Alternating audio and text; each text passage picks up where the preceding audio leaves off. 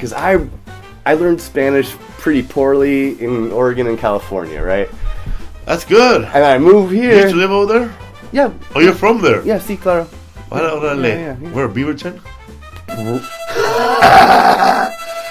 Yes. Today I have a very, very cool guest. He is somebody I've been following for, 15 years now, maybe. Felipe Esparza is perhaps one of the funniest people in the world, and he has graced us with his presence. So please give a big hand of applause to Felipe Esparza! What's up, fool? What's up, man? Yeah, nice one. A pleasure to see you. What's up, man? Yeah. Man. Heck yes. Well, welcome to Europe, dude. I know you've been here before, but I'm sure it's so pleasant. This is my third time here in a year. In a year? I came here for my wedding anniversary. Nice. Then I came back in June to see Doja Cat here. Oh, brilliant.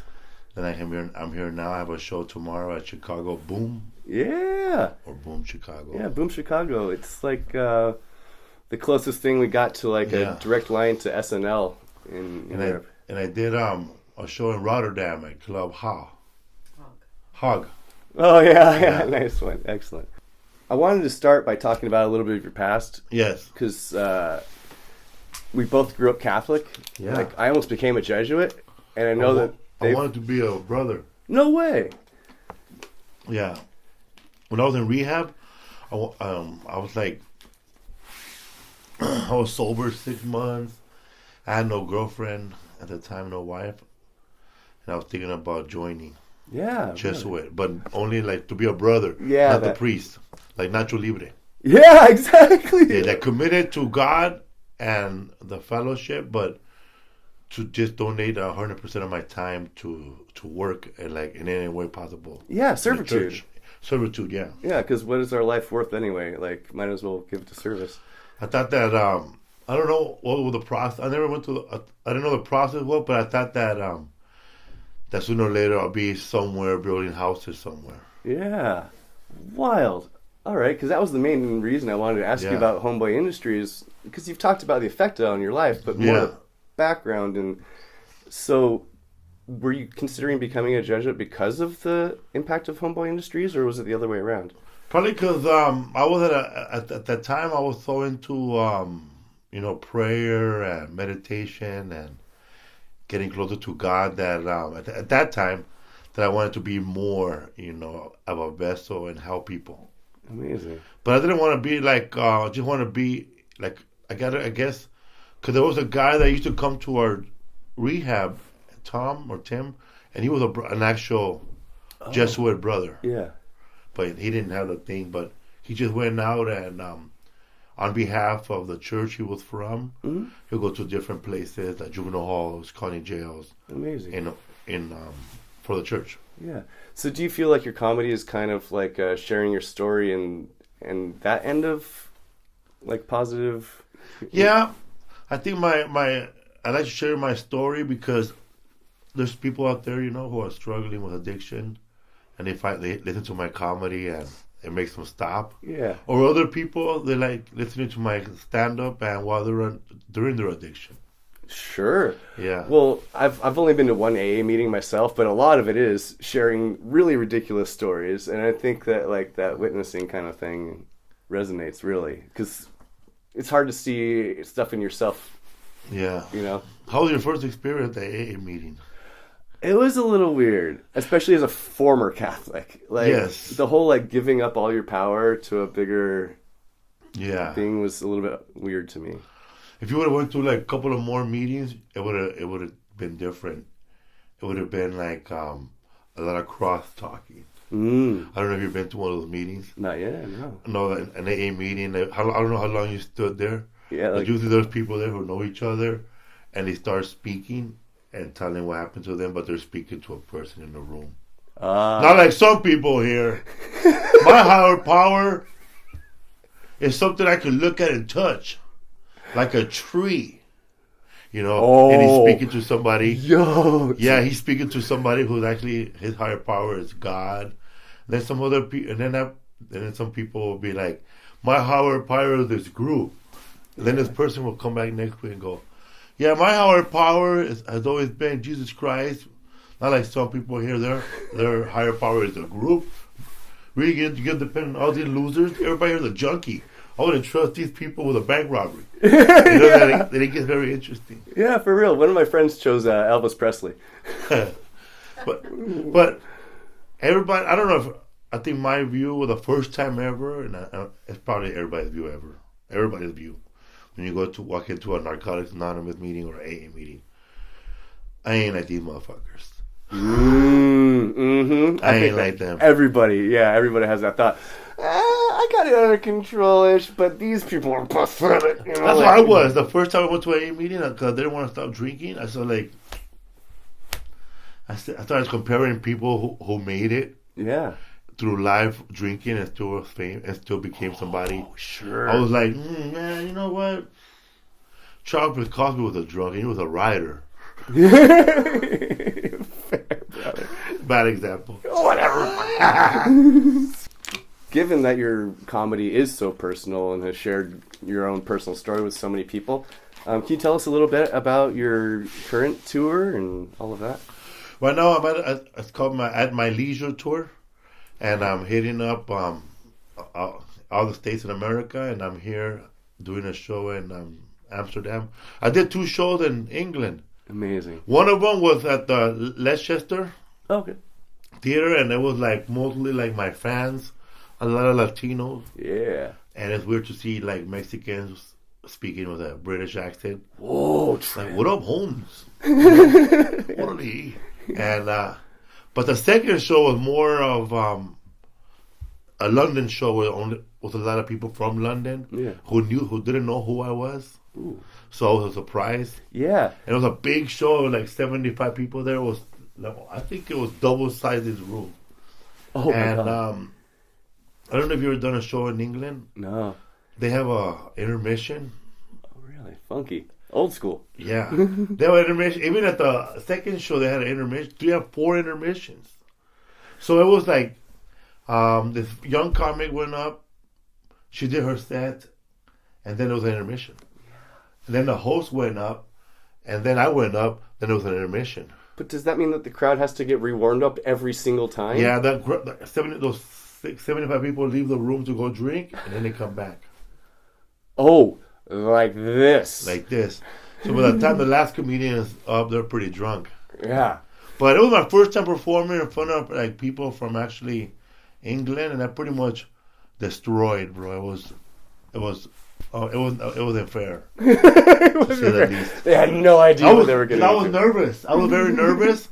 But then as soon as the first joke came out, I had them, man. And then I did some research because I have a joke that I said that I used to be a horrible person. I used to sell marijuana to my son's mom. Then I would get that money and sell it to her. And give it I would get his money and give it to her as child support. Oh, Jesus. But there's no child support in English. It's called child maintenance. So I had to change the line. Oh, and I said, I used to be a horrible person. I used to sell marijuana to my ex-wife's husband. Then I would take his money and give it to her as child maintenance. Yeah, the very specific. So I changed that a little bit. And I changed a couple of words. And, it was fun, man. It was.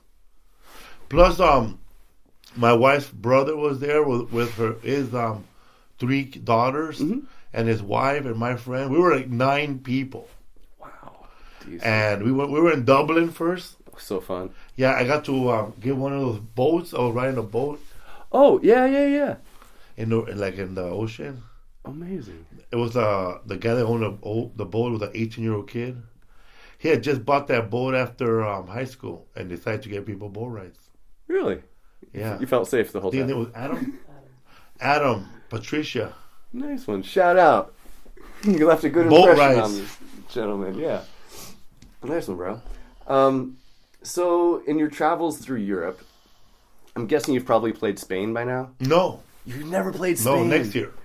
Okay, because I learned Spanish pretty poorly in Oregon and California, right? That's good. And I moved here. You used to live over there?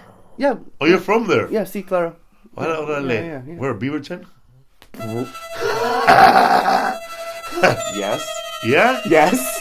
Hell yeah, man. Very specifically, yes. Hey, you know what, man? Every Mexican knows that's where Nike started. Oh, yeah, we're totally, bro. Like, it's like our Mecca. That's what they made Nike Cortez. Yeah, exactly. Man, yeah, I'm way more tied into Nike than I would like to be, if I'm being honest with you. You know what's crazy about Beaverton? When I was working at the club over there at Harvey's, Yeah. and I caught a bus. I was catching a bus every night. I didn't have a car. Okay. And the owner didn't give you a ride to the show, and the headline of the feature I didn't have a car. So I would catch the bus every night. And I remember going to a thrift store Yeah. in Beaverton, Yeah. but it was for babies. It was baby clothes. Okay, nice. So it was like it was like all the high-end baby clothes, but they were all used. Yeah, true. But it was like high-end stuff, man. Like Yeah. little camper baby shoes. Really? Are you shopping for kids? No, just looking, Yeah, thinking about it. brilliant, man. Well, I'm sure you've at least encountered some Spanish people on your travels and stuff. I ran in when I got off the plane in Dublin. I had a lot of fans in the plane that were going to Dublin, and when I was walking around town, people were recognizing me. Go, hey man, big fan. Nice. You're pretty recognizable, dude. Yeah. I just I only mention it because the Spanish accent completely throws me off. Yeah, right. Like I am already not very good at Spanish. People outside California, they think it's a Spanish accent, but it's a East LA accent. Bro, for real. Like born in East LA. Yeah. Everybody, like from Blood In Blood Out, speaks like. Yeah. Hey man, what's happening? Yeah, man. Even oh my God, What's this is a trip. My wife and I we were dressed like She-Hulk at the fucking Santa Monica Hollywood parade, and everybody dressed up like Halloween clothing, and we were just walking, my wife and I. And we see 4 Korean guys, and they're dressed like, what's happening? No. Dude, I fucking lost it. They were all Korean guys, and you know those guys in that scene are Korean too. Yeah. And they were all dressed like Korean. They were dressed like this. I passed by, man. I said, what's happening? And that Asian guy said, go Raiders!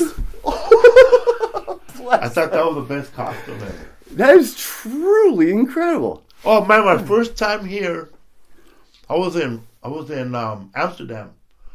I did a show at it was called Raymond is Late. Okay. It's like a talk show here back in the day, 05. Mm-hmm.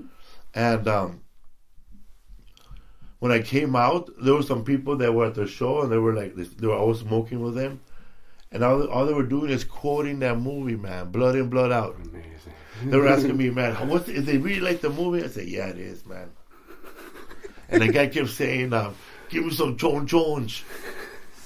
Just grasping at whatever bits of culture they could find. Yeah, man. Incredible.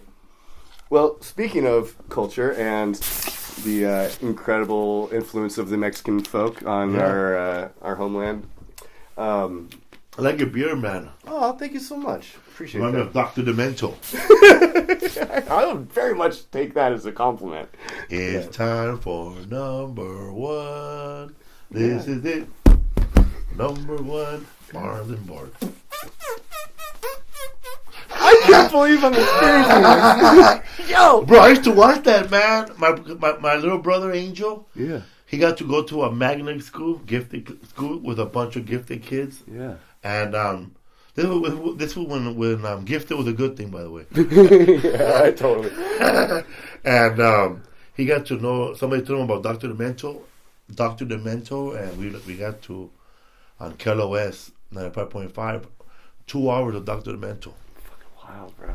Dr. Demento is a guy that used to look like him, but with a top hat and older, way older, and he would play all the Weird Al Yankovic songs, 3 minutes of clean stand-up comedy from George Carlin, Steve Martin, everybody. And if you're a little kid growing up back then in the 90s, or late 80s, that was your only taste of stand-up comedy. Yeah, and a variety show kind of format, you know? Like, I love that as well. Or I had sex with D.T. Yeah. Dead puppies, dead. But then that one guy, he every time he would write a song, it was always sex with somebody that was popular. Yeah. Like, because if you would have wrote a song back now, it would be like, so I had stayed with Gangnam Style. Yeah, exactly. You know? Just picking a target and hitting it. Or I could roll them faster than any man can roll. Amazing. Remember that one? That was a song that was like from the dueling, what's that song? The Devil Went Down to Georgia. If I say no, will you sing more? Yeah, I was thinking, it was The Devil Went Down to Georgia, but it was about a guy that used to roll joints really fast, and another guy was a devil, I guess, but it was a spoof song. Yeah, from the Charlie Daniels original. Yeah. He goes, oh, the guy went roll. I don't know how the song goes, but he could roll them faster than any man can join. He could roll them faster than any man can smoke. And the devil said, I'll take that challenge. And then in the song, I don't know how the song goes, but the guy kept rolling. He kept rolling. The guy kept smoking. There was nothing left to smoke. Yeah. It's that classic, like, guitar battle versus demon, or, like, for that one, violin. Oh, man. You like it out here? How'd you make it out here? There's a program called the Dutch-American Friendship Treaty. There you go, Lisa. Yep, that allows Americans to come here almost guaranteed as long as you're a freelancer. It's really freaking easy. Let me know if you want help. Yeah. Got your back. Hell yeah. It's a good life, man. I just had my health insurance money came out of my account. Oh no, $132 a month. Like, honestly, I'm very grateful. Wow, that's how much they charge just to wait outside, huh? Yeah. Well, I mean, in LA. I always told people, because I moved here 2017. I didn't move here because of Trump, but I kind of stayed here because of Trump. You know what I mean? Like, did you hear about that? Is this real? There's a cruise ship out there that'll cruise for 4 years away from America. Hey, that sounds even better than the human hibernation I was exploring. They said that it's like this 4-year cruise somewhere, and then you come back in 4 years. Yeah, and like very minimal exposure to 3 hours too. Very minimal exposure to the news cycle, I would hope. Imagine that trip. The tiny boat was getting rough. The Karens for liberals have set out to a 3-hour tour. And everyone has communicable diseases because they all eat the same food. Like this kind of thing. Like Robinson Crusoe. Yeah. Well, are you still happy in the States? Yeah. I live in California, though. Yeah, I know. Yeah. It's the good state. Yeah. Well, there's some other ones that are okay, but...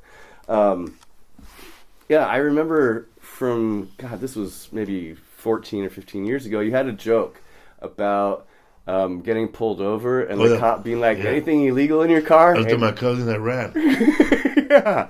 So, one sec. I'm going to put on a little battle mask. Oh, yeah. I got to get serious for this question, you know, because you can't take this stuff sitting down. So, I got this back in San Francisco way back in the day. Rey Mysterio! Yeah, brother. I had to cut out a beard hole, you know what I mean? So, the question is, now that there's the scary orange man going back into office and he wants to get rid of our brown brothers and sisters, what the fuck? I know, man. A lot of people have been asking me too. Felipe, man, like 48% of Latinos in America voted for Donald Trump. What do you think about that? And they go, I don't know, man. I guess we have people in our family that we don't want in this country either. Oh, Jesus Christ! You know, like those guys that are supposed to do my roof job and took off with a deposit and never came back. I don't even know if they're from Guatemala or El Salvador. Or those Eastern Europeans in Glendale who crashed my car. Oh, man. Yeah. I'm a little... It's funny, it's a very touchy subject because this joke could go good or bad because both sides will find something to not like about it. Oh, well, then that's perfect joke then, actually. Yeah. Really, when you... Because I have a joke that I have on my last special, and like people, sometimes I wonder, like, should I take it out or should I leave it in? But it's people ask me, Felipe, what do you think about immigration? And I'm like, I don't know. I'm already here. Close the door. Like the Cubans. Oh. Yeah, right? You know, Paul Rodriguez had a good one about that. Cubans. Mm-hmm. Cubans have it easy, man. They could just grab a glove and defect. Oh, man. I guess the Dominicans, too, kind of. Yeah, that's true. Yeah, right? real. All right. I'm going to switch back to normal Peter mode. Mexicans, all we could do is reflect. Yeah, respect. Oh. That's a good one. Hell yeah. Deflect, respect, reflect. Decent. All right, we're doing good. We're already like 20 minutes.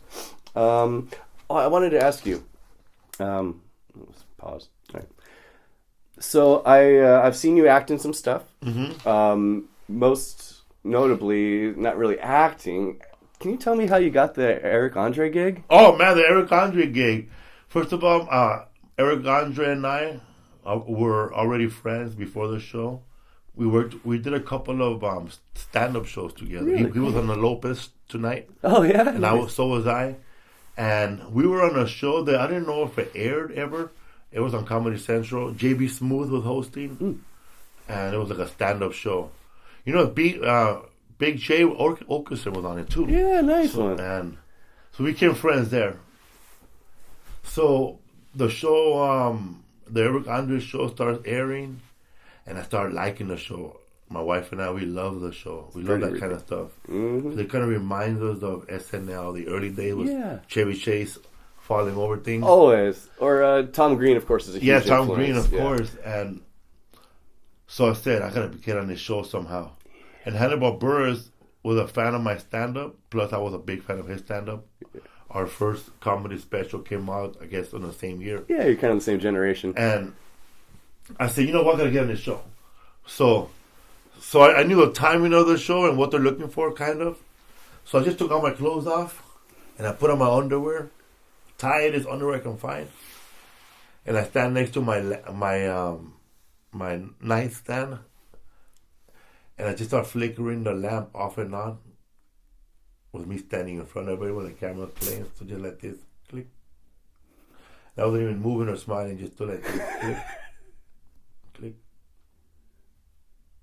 For about a whole minute. Oh my God. And I sent it to Hannibal Buress, and I said, this is my audition tape for the show. Amazing. Now, because you get the absurd, you get the comedy, all of that, man. And deadpan. Hell yeah. Deadpan as a mofo. That show, it's a lot of work for the show, and for the short amount of time that we show on television, we put in hours, man. Because the interview like we're doing right now, we'll do it like for a whole hour, and then we'll cut it maybe like to 30 seconds. That must be exhausting for the guests. Oh yeah, because Eric Andre has a theme every year, and the one when I was on one, it was kind of like he was dressed like Cat Williams. Yeah. But he was also going through.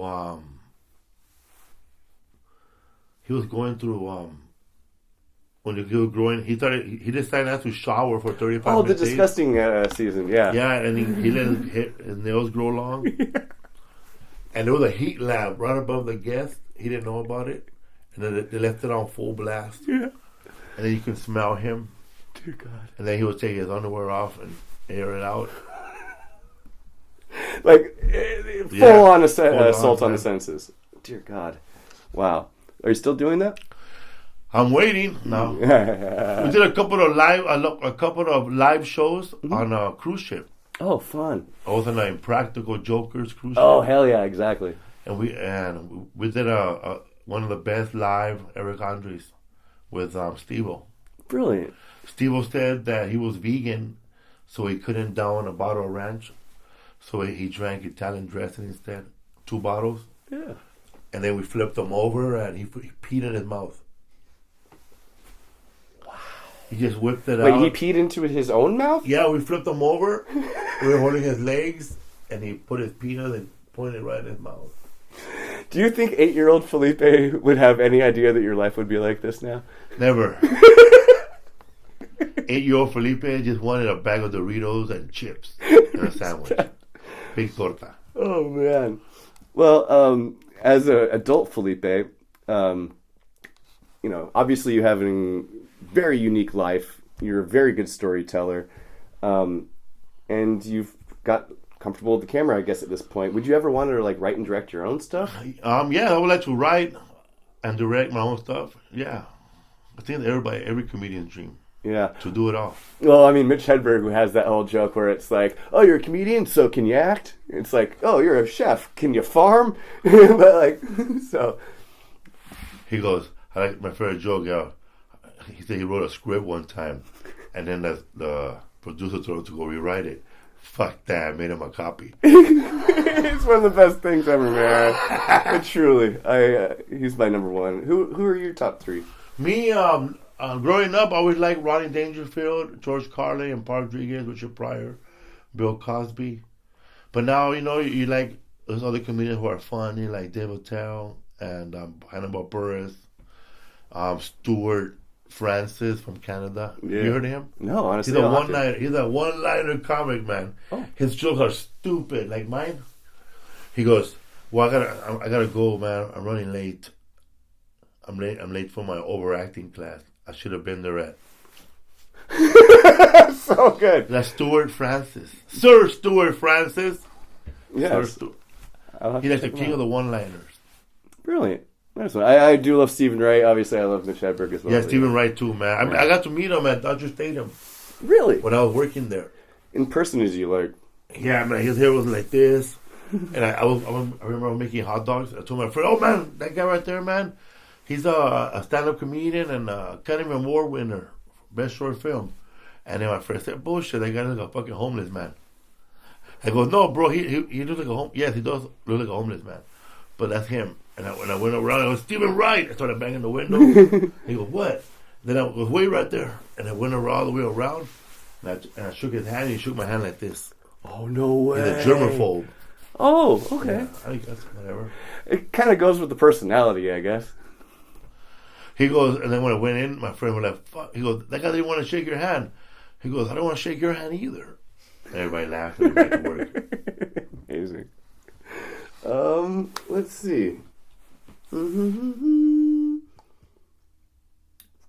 That's pretty much all I have, except for I guess to wrap it up, let me ask you one more question. Sure. All right. So, in the world of podcasting, comedy, there's a lot of talk about censorship, cancellation, all this kind of stuff, and yet it's usually people with large voices saying this. Where do you find the state of comedy today? I think the state of comedy is in one of the best times ever, man, because there's so many ways to promote your stand-up comedy now all over the world, like your podcast here in Rotterdam. No, so again, like your podcast here in Amsterdam, and people could just get on the phone and talk, and there's an audience. Everybody has an audience now. When I first started doing stand-up, you would have to really find an audience. Yeah. Find your audience. Yeah, no doubt. Now it's for people who are starting off doing stand-up. If they're really, really funny, the audience finds them like this, And also people, it could be a bad thing, man. The audience finds out you're actually not funny. Whoa, yeah. And now they want your T-shirt. They want to meet you. Yeah. Weird. It's weird. Yeah, is there a lot of that they feel like they know you? Yeah, man, they feel like they know me. Like they want to. People ask me, Felipe, well, how's your fans? So my fans, they email me 30 minutes before the show and ask me what kind of food they're gonna be selling, or should I eat before I get there, or can you hold the show late? There's a lot of traffic. Wow, bro. They're like, or they'll go on Facebook Live while it's happening. Felipe, you see, they got this big line. I don't think we're gonna start on time. Yeah, really parasocial. Yeah. Everyone's your friend. Well, I would be very grateful to consider you a friend now. What's up, fool? Yeah, ¿qué onda, güey? Yeah, I know my way around. All the way from Amsterdam. Yeah, tengo que aprender más, pero me encanta el idioma. Anyway, check out everything that Felipe Esparza has ever done. He's one of my favorite comedians for a reason, and clearly a good human being. And I can't thank you enough, man. Really, it means so much to me that you gave me some of your time. The Dutch oven. Hell yeah! The only talk show shot in my bedroom. Hell yeah, man! That's how we started. Yeah, exactly. The picture. Hell yeah.